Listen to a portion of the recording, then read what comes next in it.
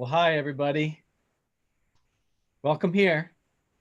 Another Wednesday. So last Wednesday, we had a really great presentation with Teach Outdoors Minnesota. And this Wednesday, we've got another one. So Karen Harrison is going to be our presenter. My name is Joe Valevsky.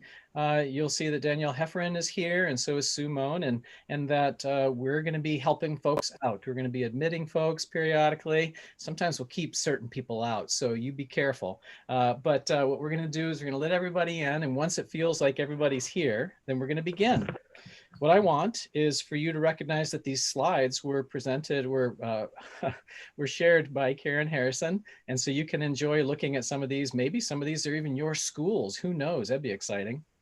What I ask is that as you're here, if you could remain muted until it comes to like question and answer time for asking questions, but share your video. It's really nice to see smiling faces, and we're going to do our best to smile and role model for you, but we'd love to see your smiling faces as well. Recognize that some people don't have that ability for a variety of reasons, but if you can, do that. I'm recording this also. And so what's going to happen is that at the very end, we'll take this recording and put it on the website. And so if you want to review it again, if there's a friend that you wanted to send it to, we'll have that, make that possible for you. The program is going to last about 30 to 40 minutes long, and then there'll be question and answer at the end. And what I ask also is that if you are just itching to share some sort of a resource, if Karen has resources that she's going to share, if Sue or Danielle or anybody, any of us has resources, we're going to share those, especially at the end. That doesn't mean you can't share it early on, but especially at the end. And we'll have that all in the chat, and it'll all be connected. What I ask you to do right now, though, is take a moment and introduce yourself in the chat. Say who you are and where you're from. It was really fun seeing where people were from last time. We had over 100 people who joined us from all over the world, for crying out loud, which is really exciting. And so it's fun to be able to see where folks are from. So go ahead and put that in the chat, your name, where you're from, so we can keep sort of a record of that. And I'll go through this once again. These slides were presented here from Karen. These are maybe some schools that you're part of. We ask that you remain muted. Share your video if you can for smiling. I'm recording all of this. The program's going to last 30 to 40 minutes long. We have question and answer at the end, share resources at the end. And I think that's all I wanted to share. And as I finish all that, I look at this and it looks like maybe we've admitted all the people who are currently here. There'll be some people who show up, and we'll be able to bring them in as well. But I'm going to stop sharing these slides if I can. Oh, look at this. I get to see smiley faces now. And there's Annie. That's good. Excellent. And so we're looking at all the smiley faces. Thank you so much. And what I want to do is quickly introduce Karen. Now, I wrote some of this down here, okay, before Karen starts here. First of all, she is the coordinator of the Minnesota School Forest Program at the Department of Natural Resources. And this is the part that I'm going to change right here. It said Karen was. Karen is a naturalist. She is an outdoor trip leader. She is a middle school science teacher, once, always, all those things. And she's also a mom for a 3-year-old. So goodness gracious, she's working with that. She enjoys camping, canoeing, skiing, all those types of things. Oh, and she went to school. I'm not going to tell you about that. She learned lots of stuff. We're going to learn about that in just a moment. And what I want to do is pass it on to her. And if I got anything wrong, she'll correct me. And I'm going to mute myself. If you have any issues at all, type into the chat, and that Sue and Danielle and I are going to be roaming through the chat to try to help people if you're struggling with something. But right now, I think I'm going to turn it over to Karen. Karen, thank you so much for being here. Thanks, Joe. I'm going to go ahead and share my presentation with everyone. So like Joe said, I'm Karen Harrison. I am the coordinator for the Minnesota School Forest Program. And today we're going to focus on teaching math outside by doing a lesson together. Let's see if I can. Oh, there we go. Okay, figuring it out here. So I'll talk briefly, just want to kind of introduce the program that I work for. If you are interested in learning more about that, you can definitely reach out to me at another time. I want to focus our time today on our lesson and hopefully have enough time at the end to talk more about how we can use math outside.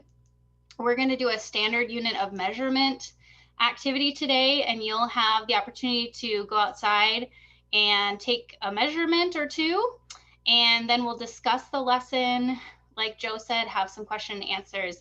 And I'm going to share some other outdoor learning resources at the Department of Natural Resources, and I'll show them on the screen, but I'll also post the links in the chat for you, so you have those nice and easy for you today.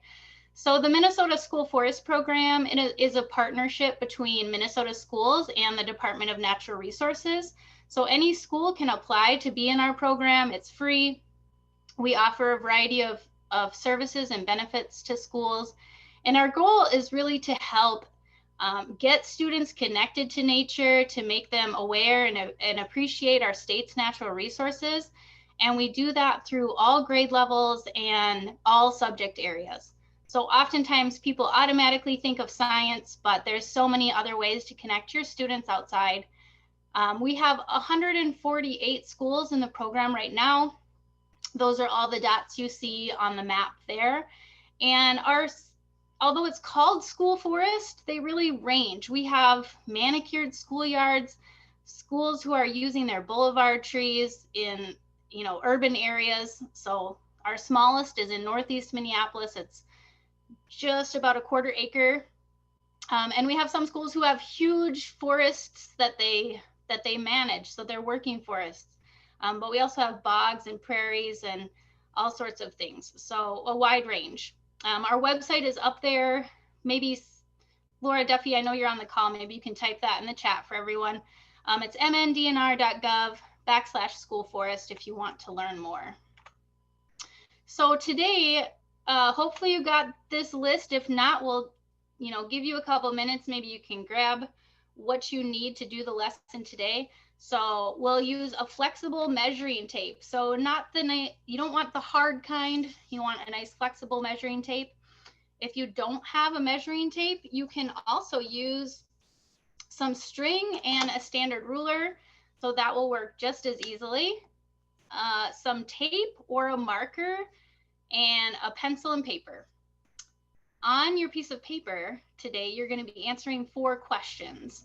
So if you want right now, take a moment on a piece of paper, you can write just 1 through 4.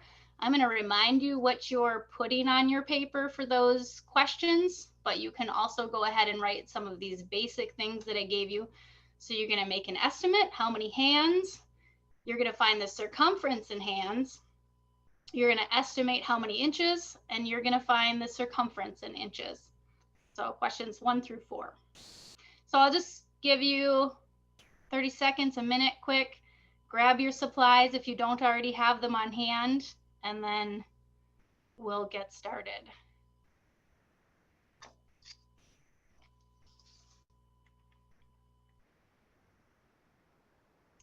It's really hard to wait for a minute, so I'm probably not going to actually get to a minute. Okay, so why would anyone want to measure a tree? So why don't you use the chat? Give me some of your answers. What do you think? Why would you or anyone else want to measure a tree? So you've got to estimate the age of a tree. Age, growth, board feet, math, science, connection to nature, growing patterns. Ooh, how many spouts to put in for maple syrup bean? Yes, because you need a certain size of tree. If it's a healthy year or not, volume. Yes, so there's a lot of different things, a lot of reasons why we want to measure trees. So all foresters and a lot of other natural resource professionals have to know how to measure a tree properly. And they're using those measurements for a variety of different reasons. It helps us to know how to manage our trees and forests and make good decisions about our management choices. So we are going to talk about important vocabulary, math vocabulary that we want to remember for today. Distance is a measurement between 2 points. So if I'm measuring from one side of my desk to the other side, 1 point to another side. That's the distance. The perimeter is the distance around an object. So if I continue to measure all the way around my desk, I'm finding the perimeter of my desk. And if I am finding the distance around a circle or the perimeter of a circle, I'm finding circumference. So today we're going to find circumference of a tree. So first and most important is you need a tree to measure.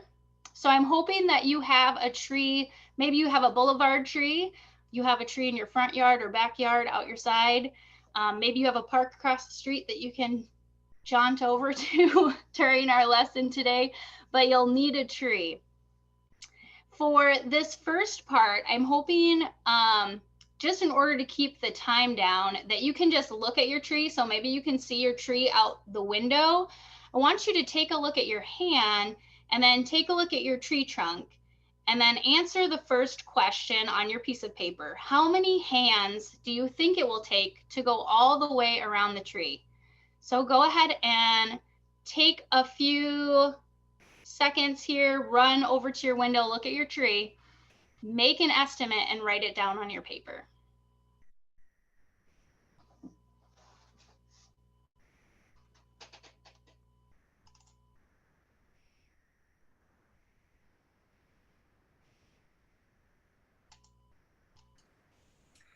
When you say hands, do you mean like your hands spread out like this from your pinky to your thumb, or do you mean like this?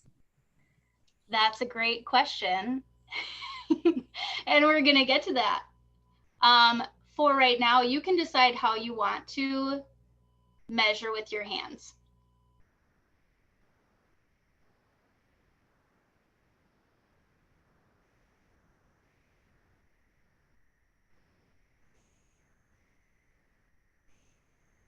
All right, so hopefully you all have an estimate. If not, you can quick write one down. So now we're going to see how does our estimate measure to our actual. So I'm going to have you go out to your tree and measure with your hands. And we're going to watch this quick video about how to make sure that you're measuring properly when you count your hands around the tree. Next, let's take a couple of minutes and measure around our tree trunks with our hands. In order to do that well, I want you to mark your starting and ending points on your tree trunk. An easy way to do that is to just take a piece of tape and place it right on the bark wherever you're going to be starting, so you know when you get all the way around to the other side. If you don't have any tape, you could also use a marker to make a small little X on your tree trunk. Or maybe your bark has some distinct or unique features in order to help you remember where you start and end. Okay, so you are going to use tape, or you can use a small marker depending on your bark to mark a little spot on your tree so that you know where to start and end. So when you start measuring with your hands, it can be easy to lose track of where you started because the tree bark might have a lot of similar features. So using a little piece of tape is a good way to mark your starting and ending point. So go ahead, we're going to take like 3 to 5 minutes quick, let you go outside, mark your tree where you're starting your measurement, count how many hands it takes to go all the way around your tree trunk, write your answer down, and then we'll come back here to discuss. So go ahead and take a few minutes to jaunt outside and measure with your hands.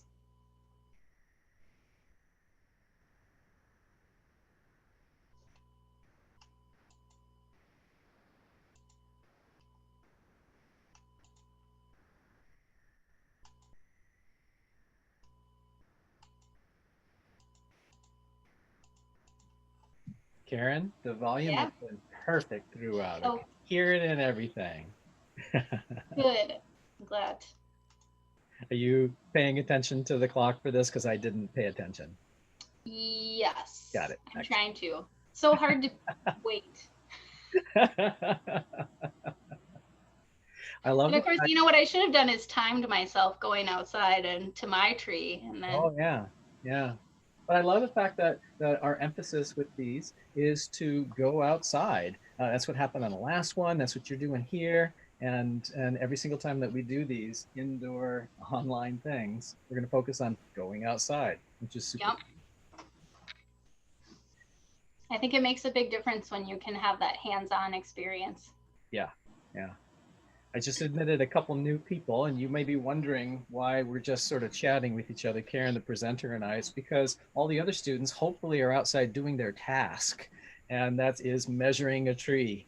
When they come back, you'll get to learn about what they ended up doing. But part of our effort here is not to just chat about things, but to actually do things. And so all the students, all 80 some of them, were sent outside to go measure a tree.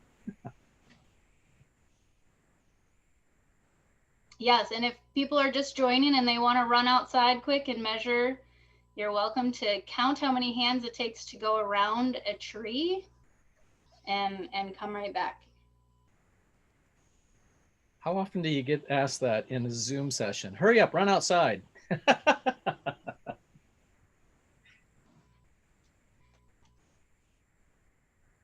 I wish it was more often. Yeah.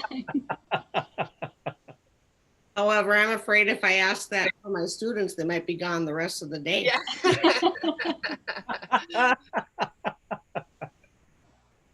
What a beautiful day. I didn't want to come back in. It was great.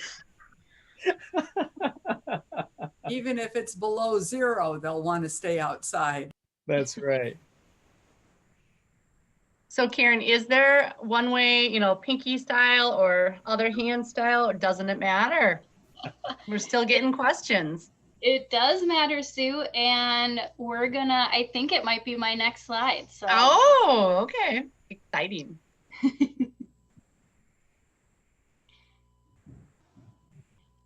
Yeah, if you're coming back, feel free. Let's compare it to your estimate. So you can write in the chat, what was your estimate and what was your actual? Were you close?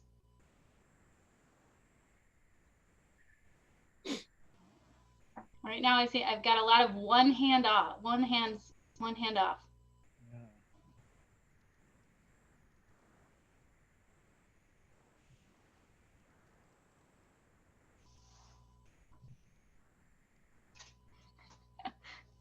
Megan, that's great. She's measuring 0.75.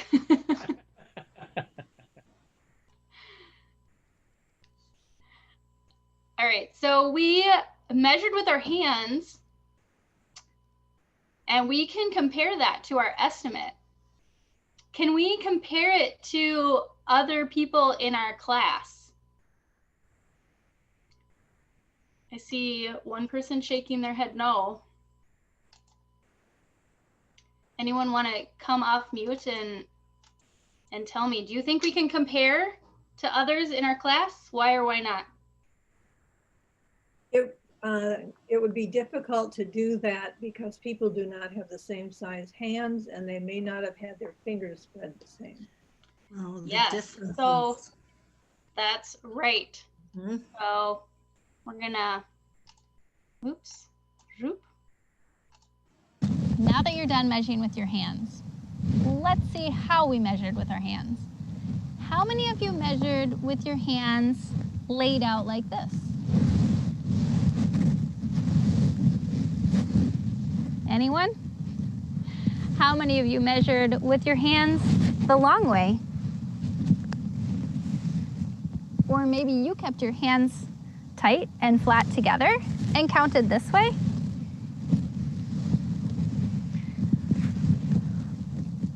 Measuring with our hands is a non-standard unit of measurement. You might have measured differently with your hands than another student in the class. But there's something else different about our hands. We don't all have the same sized hands.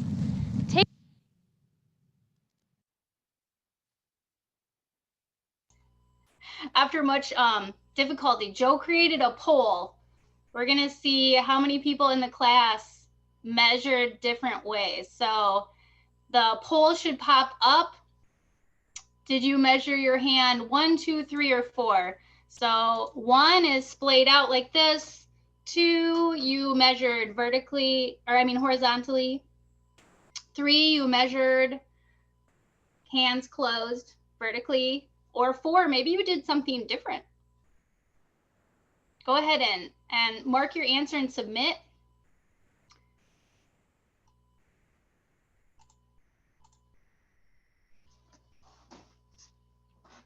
So we could easily give our students a standard with how to measure with our hands, but we also have the fact that our hands are all different sizes. So if we took our rulers, oh, that's interesting. So a lot of you measured this way. So if we took our hands, we were measuring this way. That was our predominant, right? So if we measured the length from the bottom of our palm to the tip of our fingers with our ruler, which you could also do with your students. Actually, just take a moment, measure your hand, pop in the length of your hand, palm to fingertip, put it in the chat. Let's see how many different measurements we have.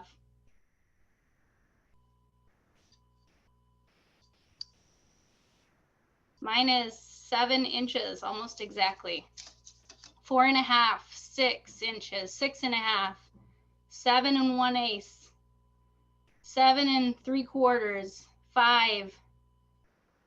So all different sizes. We can't use our hands in order to compare. We need to use a standard unit of measurement when we're in math in order to compare and have the same answers from person to person. So our ruler, for example, measures 1 foot.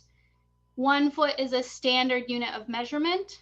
So if I measured something with a ruler and Joe measured something with a ruler and Sue measured something with a ruler, we're all going to have the same answer. We can compare between those items or that particular object that we're measuring.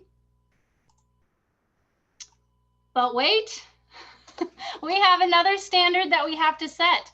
When we're talking about measuring tree trunks and tree circumference, if you can see your tree, you can look at it up close. Otherwise, you can just look at one of these pictures. Our tree trunks are larger at the bottom, at the base, at the ground level than they are at the top. So if some of you are measuring 1 foot off the ground and some of you are measuring 5 feet off the ground, we're going to have different variations because of that too. So the standard height for foresters and natural resource professionals is 4.5 feet off the ground. This standard is known as diameter at breast height, or DBH. That's because foresters are finding diameter, which is the distance through the center of a circle. And that 4.5 feet is what we would typically use. Now, in your classroom, you might be working with 2nd graders or 3rd graders, and 4.5 feet is up here. So you can adapt the standard for your classroom needs and use that just as long as you're using a standard. That's what matters. So next, we're going to take some time. We're going to have you go back outside. I'm going to have you find the circumference using a standard unit. Today, we're going to use the standard unit of inches. And you're going to first make your estimate. So you should be writing question number 3 will be your estimate. When you go out to your tree, take a look at your ruler or your flexible measuring tape at what an inch is, and then take an estimate. Make your best guess how many inches you think around your tree, and then take that measurement. So we'll watch a quick video on how to do that on your tree.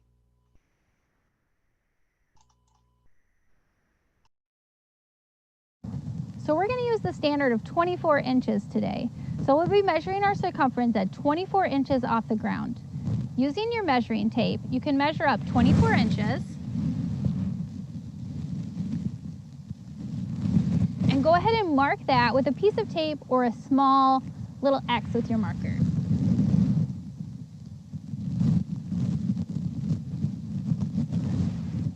Now we don't have to keep measuring 24 inches up to remember where we'll be taking our measurements from.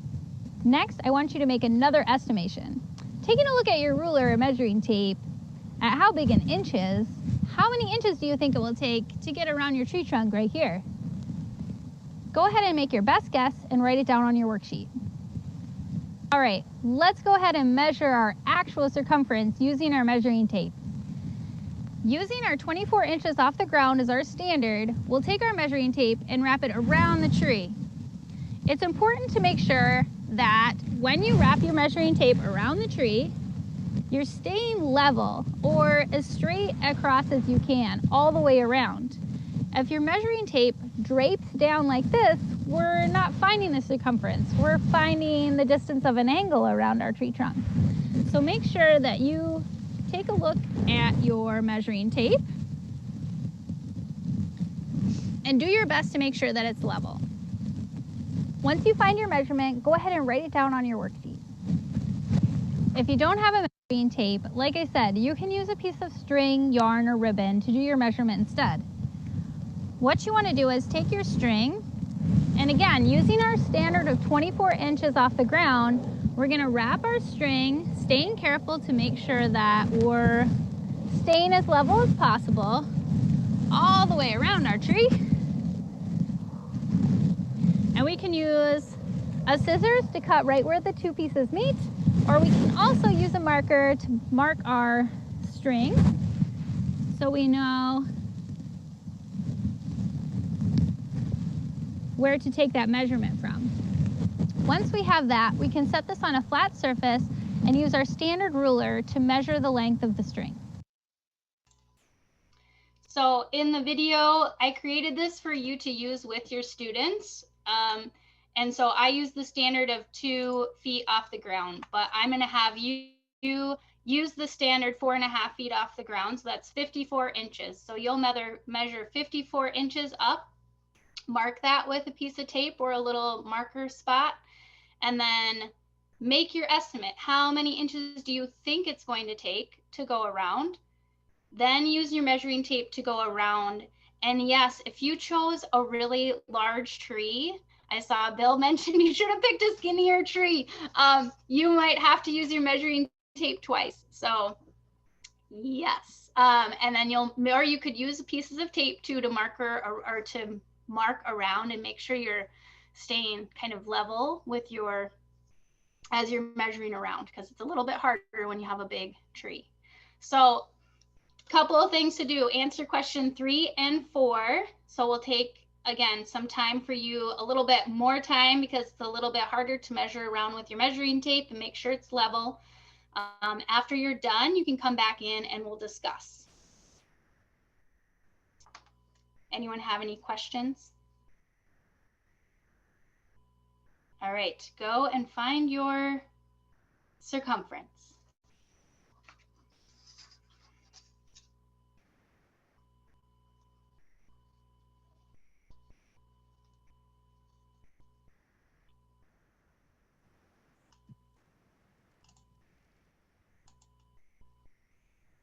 Well, Karen, the poll worked. Goodness gracious.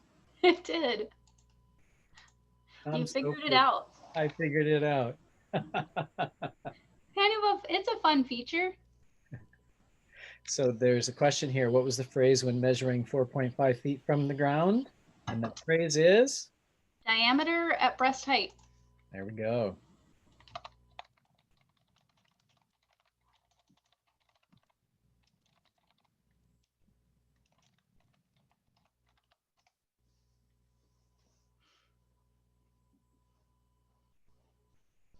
Beth, you were fast. It's already back. That's great. So Karen, like I said, now that I've created a poll, it's probably going to be the only poll that I'm able to use for the rest of my life. And I'll just have to adapt it for every single poll that I ever do. Yeah, I mean, as long as they have 4 options, right, then it works out.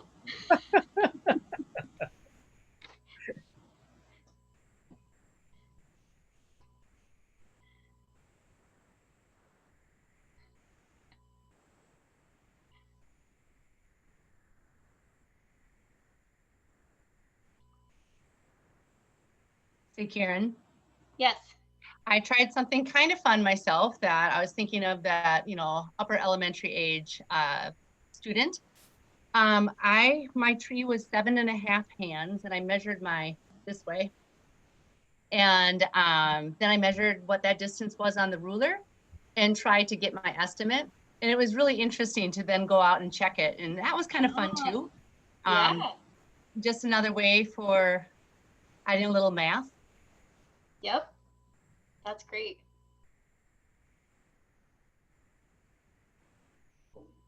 So we have some people coming back. If you're coming back, you can put in the chat. Tell us your estimate and your actual.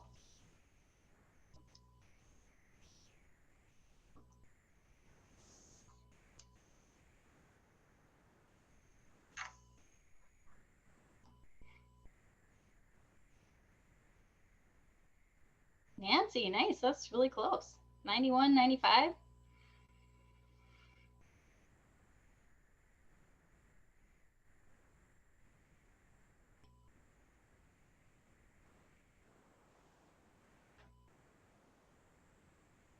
Oh, Laura also used her hand to make her estimate. Sue was just saying that as well.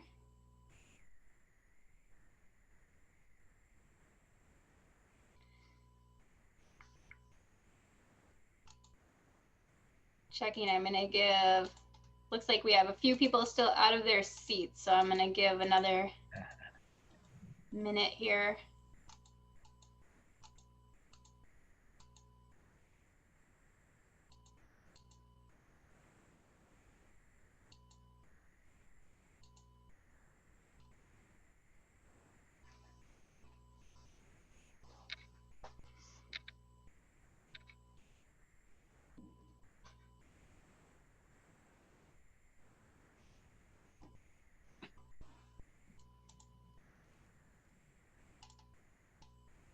So now that we measured with our standard unit of measurement, we can compare our tree measurements between the class. So we could take all of our actual measurements. We could do a variety of things with that. We can do some graphing. We can do smallest to largest. We could do mean, median, mode if you're doing this with a higher level class. I think that's a 6th grade standard. And if you're in, I guess I have this later in my PowerPoint, but if you're in person, you can have students measure the same trees. So they could maybe move around the outdoor classroom measuring the same trees. Then you can compare between inches, right? So we know we have a standard. We know we should be getting the same answer. So are we or are we not? And if not, what are the variables at play? Why might our answers be slightly different? And then our lesson discussion would be, why is it important? So this lesson is about using a standard unit of measurement. So why is it important for us to use standard units when we're doing math? You put in the chat quick, why do you think it's important to use a standard unit of measurement?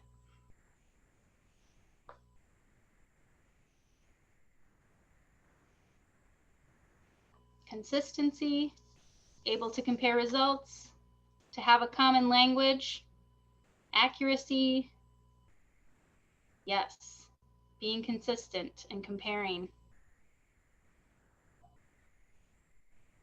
Otherwise, there would be no correct answer. Yes. So using this, so in Minnesota, I know that we have people outside of Minnesota in the class today. In Minnesota, 2nd grade is where you start talking about the standard unit of measurements. 3rd grade is when you start doing perimeter. So this can be used with a variety of different grade levels.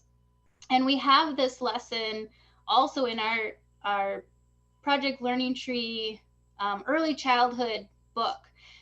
The way that you do it in early childhood is to use the string. So you can put a piece of tape on the string with the students' names. Here I have my name. Here's Joe's. I made Joe a tree. Okay, so they measure the tree just with string. So they're not using standard units of measurement around the tree, but they're doing their strings. And then you can lay them out on the ground. You could use Unifex cubes, something else that's a standard unit for a lower level to count and see the difference. But you're essentially creating a bar graph with your strings. So that's a way to kind of adapt that. like I said, the video that you watched, part of that video, it's going to be a full lesson that you can use. It's not quite done. I have to finish the closed captioning on it, but there'll be a lesson and the video and a student worksheet that you can adapt for your classroom. And you can obviously do that at different ways. If you're doing distance learning like we are today, it's going to be a little different than if you're in the classroom doing it. So in person, you can mark specific trees. You have tree A, B, C, D, E. You're having all of your class, your students are going to every single tree and measuring and then comparing. If you're doing distance learning, you're going to have individual trees at different locations all over. And then we're just going to compare the sizes of our trees. Oh, you had the largest tree, you had the smallest tree, things like that. So lots of different ways to adapt this lesson. I'd love to know from you, the teachers in the room today, maybe what you thought about this lesson, or how maybe you would adapt it, maybe where you see challenges or some good parts. So any of those kind of conversations around this lesson. And I think if you want to talk, like unmute, maybe you can raise your hand, use that feature, raise your hand, and maybe Joe can help moderate that. Or Yeah, you're expecting a lot out of me. Sorry, Joe. So many people, I don't know that I'll be able to see it. Yes, that's true. Okay, so I mean, you can definitely put it in the chat because that's going to be there, and then that will be saved also. But if we have someone who wants to kind of speak up, maybe you had an epiphany, or you're thinking, oh, maybe I would really do this slightly differently with my class. Feel free to unmute and chat with us. Hey, I got some. So we have, some comments coming in on the chat.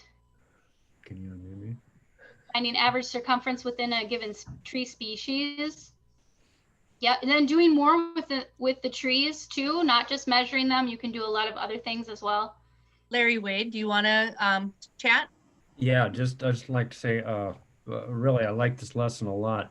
I do a tree identification and aging trees, and I have so you have to know what kind of tree you have, and then I have a tree growth chart that is part of this.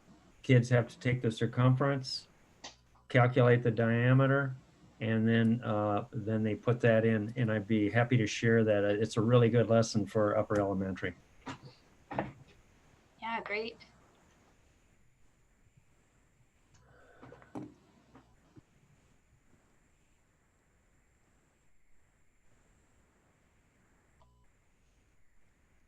Yep, so some really good comments coming in. Yeah. About that. I wanted to share some other ways that you can easily teach math outside. So just throwing together some basic ideas based on what I know of the Minnesota math standards. K1 teachers, you can do counting, sorting, shapes. We've got acorns, pine cones, rocks, all sorts of things that you can count, sort. And then we've got, you can do a shape walk. Or you can look at things in a distance too. Trees all have shape, especially when they're leafed out. So that can be a great one.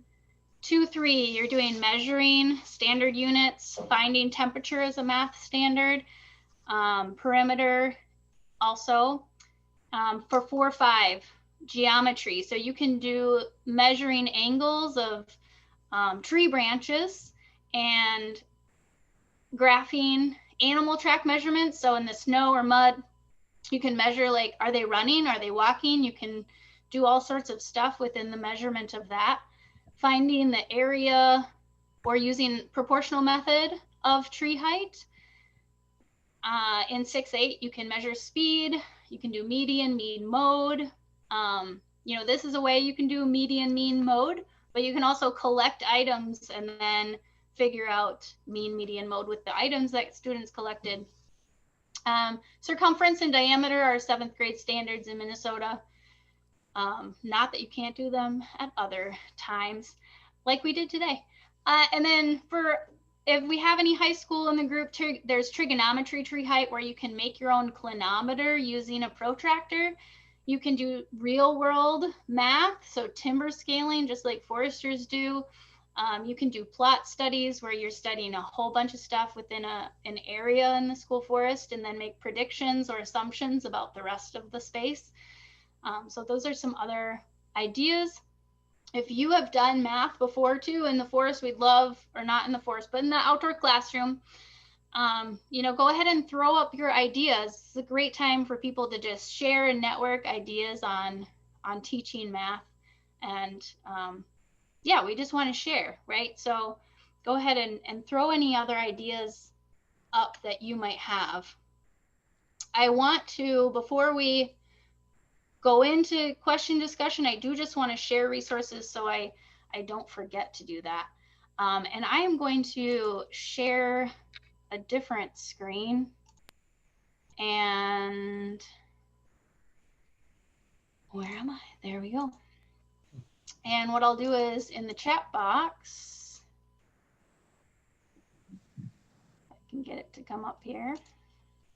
I can share these links with you. So if you're interested in the School Forest program, there you go. On the School Forest program website, on the left side, if you're on a mobile device, it will have a little menu button. You click that and you'll see all of these things. We've got our How to Teach Outside. So some resources for getting started or tips and tricks for teaching outside if you're newer to that. And then we have another thing that might be of interest to some people are site features. You're new to teaching outside, you want some ideas, like what do other people have? Here's some photos from around Minnesota. You know, your outdoor classroom doesn't have to look as fancy as Baudette. And I think there's someone on from Baudette, I saw that. You know, it might look like this. It might just be rocks or stumps. So, you know, different ideas there. We have our forestry education page, which also gives a variety of stuff from forestry, including Arbor Month. So if you want more information about planting trees and activities to do April, May, when Arbor Month is happening, that's a good resource for that. Project Learning Tree is the national curriculum, and they do have some online professional development being offered right now. So you can click there to find more about that. The other page I want to show you though is new. It just posted like yesterday, is we put together outdoor lessons for K-12 students. So if you go to the main DNR page, it's under education and safety. If you go to natural resource education, it's the first thing, take lessons outside. And you'll find links to specific DNR lessons that and resources, elementary, middle, high school, and even some, I guess it's a link to the School Forest page there. But we've done some other videos like soil stories, looking at leaves, that you can link to directly from this page and have a few more. And so we will have this lesson linked here, but we will also link it to the Teach Outdoors Minnesota under my presentation. So you'll have access to that from there, because it's not quite ready, unfortunately. Oh, thanks, Laura. For sharing that. And of course, we have a lot of others, and that outdoor page, since it just posted, it's going to be getting more content from our other divisions as well. So our state park naturalists are creating some videos. We have Project Wet, Project Wild, you know, fishing, hunting, all sorts of outdoor things that you can find. And so then I think, yeah, love to open it up. I did pretty good on time. So questions, answers, comments. I always think it's important to talk through a lesson and hear from teachers of how they would do it differently, or what they liked, what they didn't like. And this was my first time teaching it on a webinar, so it's a lot different. Well, I loved it. So this is Joe again. And what I want is, as you're thinking of your questions and preparing to ask that, I just want to acknowledge what Karen has been mentioning over and over again. She says, thank you to Laura, because Laura is serving us to put even more resources in the chat, and that there are some people who gave some examples of how they might use math differently. And I would say that the whole purpose of doing these workshops on these Wednesdays is so that we can come together and share with each other. So if you have ideas, if you have resources, put those in the chat, and that chat is then going to be copied, and we're going to share that with everybody here. So this is a great way to do that. But let's turn it out there to folks who might have questions. Is there anybody who does have questions?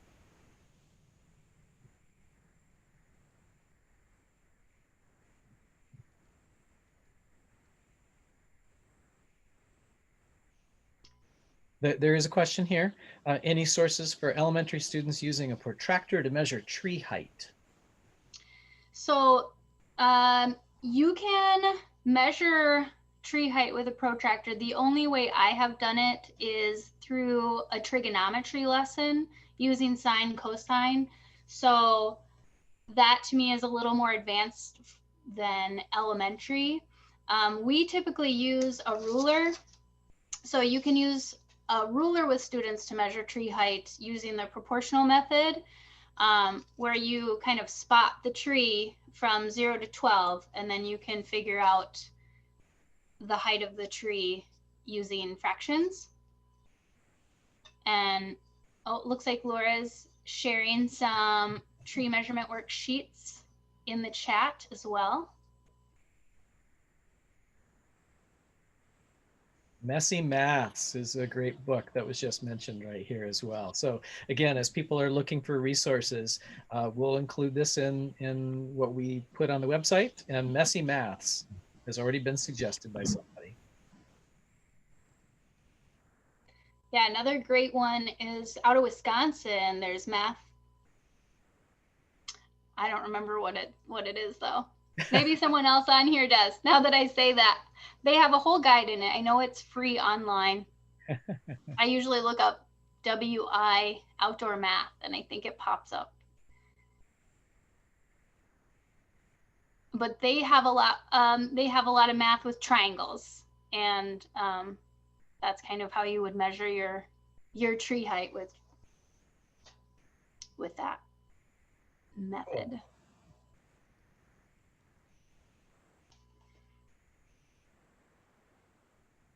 And Laura has come to our safety many times. Maybe she'll figure that out and put it in there for us. Yeah. Yeah, again, if you have any other questions too, or want to reach out, feel free to contact me. My email is up there. It's my first name dot last name.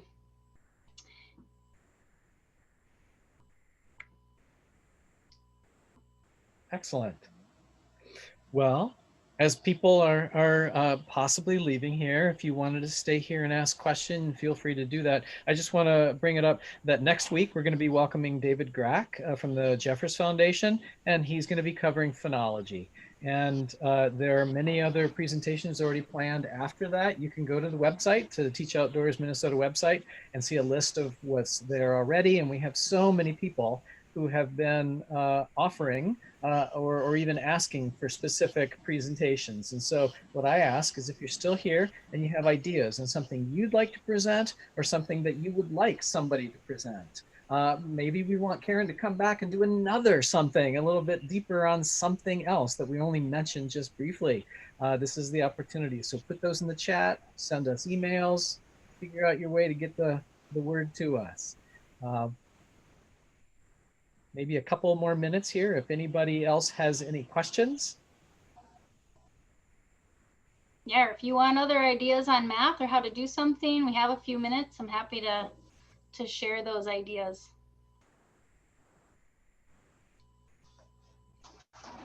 Somewhere I have some. And it is fun. During the entire presentation, all I saw was Karen and her slides because I was recording it. Now I can see smiles out there. Thank you for coming, everybody. I get to see there's real humans here. Here's a great tool for early childhood: paper plates. Hey. You've got colors, you've got numbers with dots. Those are a great tool. Also, yeah, on our outdoor resources page, we have our Adopt a Tree notebooks and Adopt a Tree. We just My Tree updated them. notebook? Adopt a Tree notebooks, but Yeah, was Laura saying something? My Tree notebook and My Tree journal. The My That's Tree it. notebook is for grades K2 and the My Tree journal is for grades 3-5. Yep, and it has this lesson in a different version. So finding circumference of your tree is in there, and it also includes poetry and observation.